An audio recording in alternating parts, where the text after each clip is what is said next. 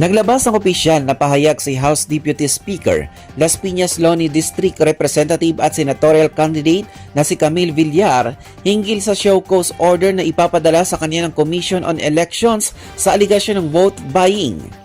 Sa ipinadalang mensahe sa media, sinabi ni Villar na aware daw siya sa hinggil sa show cause order ng COMELEC laban sa kanya.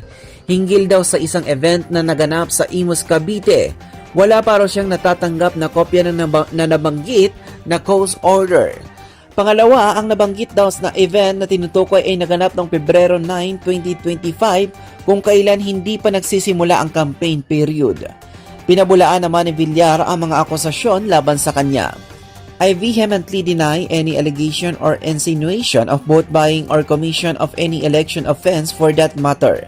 Mababasa sa media release. And lastly, I am confident that the COMELEC will clear my name of this wrongful allegation upon hearing my side on the matter.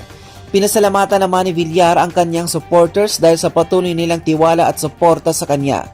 Nananalig daw siyang dahil sa patuloy na suporta nila, magkakaroon daw ang Pilipinas ng bagong boses at bagong bukas. Samantala, wala pang reaksyon, tugon o pahayag ang kampo ni COMELEC hinggil sa opisyal na pahayag ni Villar.